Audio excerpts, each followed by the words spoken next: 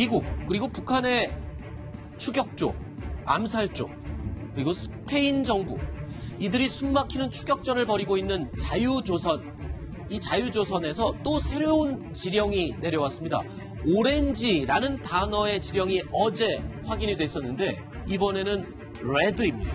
자, 그러니까 이현정 의원님, 네. 어제 오렌지라는 지령이 떨어졌을 때만 해도 우리 패널들께서 이렇게 분석을 했습니다. 여러 가지 색깔을 얘기하는 경고 의미일 수도 있고 또 다른 의미일 수도 있고 했었는데 그 다음 지령이 레드라는 걸로 봐서 이게 경고의 의미였다는 게 더 확실해진 거죠. 지금 이제 자유조선이 보면 홈페이지의 그 마크 하단에 거기서 어떤 여러 가지 메시지들, 알 수 없는 메시지들을 그렇죠. 띄우고 있어요. 그래서 어제 우리가 오렌지 같은 경우는 이건 좀 경고성이다라는 평가를 했지 않습니까? 네. 우리도 신호등도 보면 이제 노란불이 오다가 이제 빨간불이 오는 거거든요. 그렇죠. 빨간불은 일단 완전 경고의 의미입니다. 네. 그런 면에 비춰봤을 때 지금 레드가 이제 떴다는 것은 이거는 굉장히 급박하다는 신호가 아닌가. 네. 지금 현재 FBI가 사실은 이제 에드리안 홍창이라든지 이런 사람들을 좀 추적을 하고 있고 네. 북한 지금 암살단도 지금 활동하고 있다는 이야기가 있지 않겠습니까? 아마 그런 측면에서 본다면 자유조선이 긴급한 지금 경고 사인을 보낸 거다. 이렇게 해석을 할 수가 있을 것 같습니다. 그렇다면 이 적색 신호, 레드의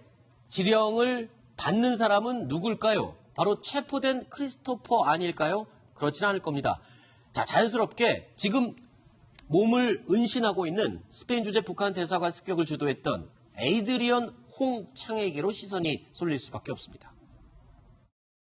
I think that there will be a day when North Korea is free.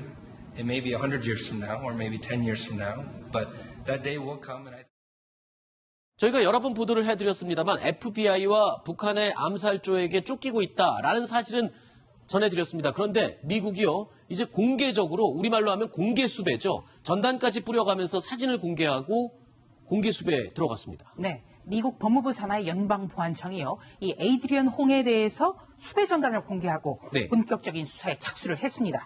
이 수배 전단 내용은요, 홍창은 무장한 위험인물이다. 아하. 그와 접촉하면 현지 당국에 연락을 바란다. 이렇게 하면서 이 수배 전단에는 에이드리언 홍창이란 이름과 함께 오스월드 트럼프라는 이름도 같이 적혀 있습니다. 네. 이 오스월드 트럼프는 지난 2월에 북한 대사관, 스페인에 있는 북한 대사관을 침입한 뒤에 차량 호출 서비스인 우버를 불러 달아날 때 사용한 이름인데 네.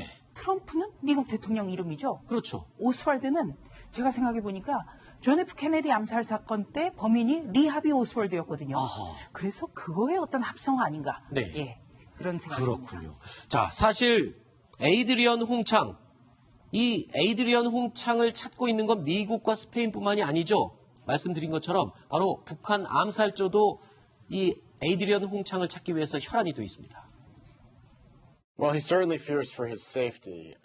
We do have reason to believe that North Korean hit squads have been dispatched to target Mr. Hong. 김종국 실장님, 네. 이렇게 되면 지금 이 레드라는 지령은 지금 홍창에게 떨어졌을 지령이 가능성이 높아지는군요.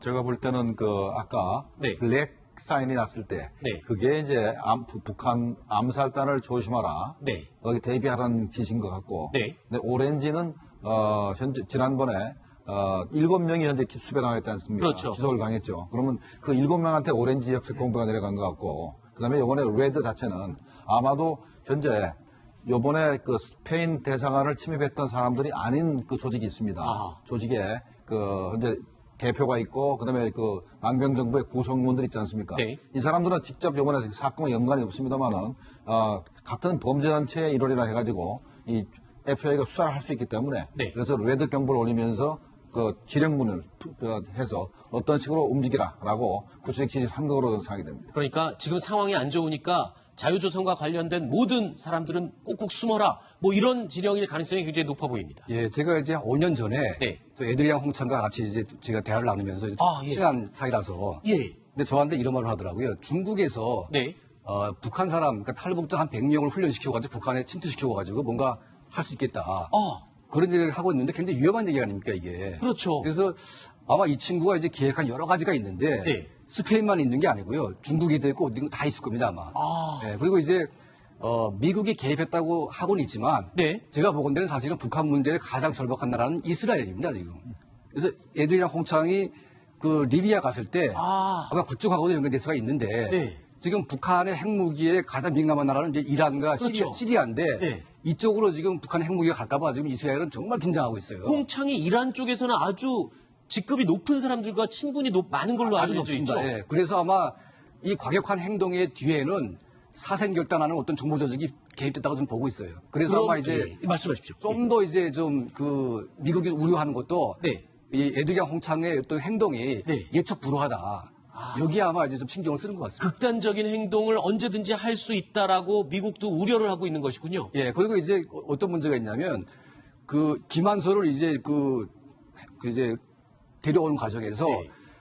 김정일이 이런 말을 했습니다. 그러니까 김정남의 가족을 이제 그 대외 연락부라고 하는 북한의 공작 부서에다가 맡겼거든요. 네네. 근데 그 김정은이 집권하면서 이 대연락부가 거의 막 두드려 맞아가지고 네. 최영대군을 막 죽었어요 그때. 네. 근데 일부 조직원들이 이탈하면서 김한솔을 빼내는데 도움을 준 것 같아요. 그러다 보니까 이제 이 에드리안 홍창이 개입된 이 조직이 네. 북한의 정보 조직과도 연결될 수가 있습니다. 이탈한 조직과도. 그러니까 저게 간단한 조직인 것 같지는 않습니다. 아주 이제 굉장히 규모가 있고 뭔가 일을 할 수 있는. 얼마 전에 자유조선에서 이런 메시지를 던졌죠.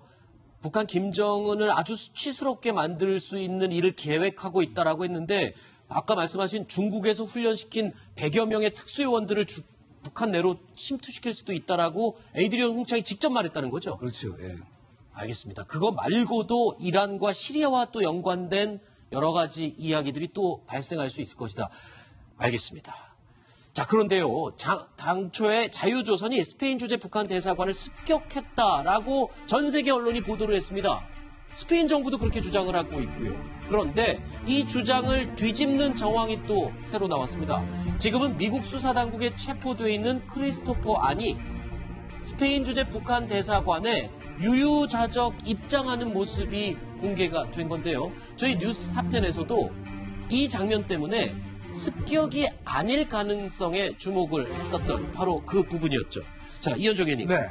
지금 자유조선의 변호사 월로스키 변호사가 한국의 한 신문 매체와 첫 인터뷰를 했는데 네. 여기서 이런 말을 했어요. 스페인 주재 북한 대사관은 습격이 아니라 서로 알고 지내는 내통하는 내부 직원의 초대를 받고 들어간 것이 맞다. 이렇게 얘기를 했어요. 지금 사실 스페인 당국이 지금 현재 이 사람들을 수배한 이유가 결국 이제 불법 침입을 했다는 것 때문에 이제 한 거 아니겠습니까? 네. 근데 지금 이제 변호인이 이제 국내 언론과 인터뷰를 통해서 이 자료를 보면 크리스토퍼 안이나 그다음에 홍창 같은 경우도 이미 그 전에 몇 차례 걸쳐서 대사관을 들었다는 거죠. 네. 그러니까 드나들면서 뭐냐면 본인이 무역을 하는 사람인데 북한에 투자를 하고 싶다. 라고 이제 이야기를 하면서 자연스럽게 그날도 들어갔다는 거예요. 네. 근데 지금 이제 진술은 뭐냐면 폭력 진술은 거기에 대사관 직원들이 진술한 겁니다. 거짓말을 했다는 거죠. 그러니까 이게 뭐냐면 결국은 이제 대사관 직원들이 만약에 그들이 자연스럽게 들어왔으면 이게 다 처벌될 수가 있지 않습니까? 그렇죠. 공국으로부터 본인들이 뭐 묶여서 뭐 반성해라 뭐 또 개신교로 개종하라든지 뭐 이런 협박을 받았다고 진술을 했는데 문제는 그게 다 거짓말일 수가 있다는 거거든요. 왜냐하면 본인들이 처벌을 피하기 위해서 거짓 진술을 했고 크리스토퍼 안이나 에드리안 홍창이 자연스럽게 그냥 들어갔다라고 지금 할 수 있는 증거를 지금 제시를 한 겁니다. 가장 현실적인 상황일 것 같아요. 왜냐하면 에이드리언 홍창과 자유조선 멤버들은 그 안에서 원하는 정보를 취득해서 가버리면 그만이지만 나머지 도와준 사람들은 대사관 직원들은 거기 남아있어야 되기 때문에 연루됐다라는 게 밝혀지면 본국으로부터 엄청난 처벌을 받게 되지 않습니까? 자, 그래서 어쩔 수 없는 거짓말을 했을 가능성이 굉장히 높아 보이는 그런 상황이네요. 그래서 이제 현재 에드리안 홍창은 굉장히 유리한 것이 네. 처음부터 끝까지 모든 상황을 그 동영상을 찍어서 이제 가지고 있습니다. 그렇기 때문에 우리가 강제로 힘을 통해서 습격한 것도 아니고 네. 우리가 구타한 것도 없고 우리는 그래서 물건을 가지고 왔다가 FBI를 줬는데 FBI가 다 전부 다 스페인에 반납했지 않습니까? 네. 그럼 훔쳐온 것도 아무것도 없고 네. 폭행을 가한 것도 없고 스페인 대사관을 강제로 침입한 적 없으니 우리는 무죄다 이렇게 주장할 겁니다. 네. 체포된 크리스토퍼 안의 변호인은 이 크리스토퍼 안이 신변 위협을 느끼고 있다라고 말을 했었는데요. 불현듯 크리스토퍼 안이 지난 2011년에 했던 이야기가 떠오릅니다. 들어보시죠. We will not yield to threats. We will not stand down to fear. Our liberty and our way of life will never be taken from us.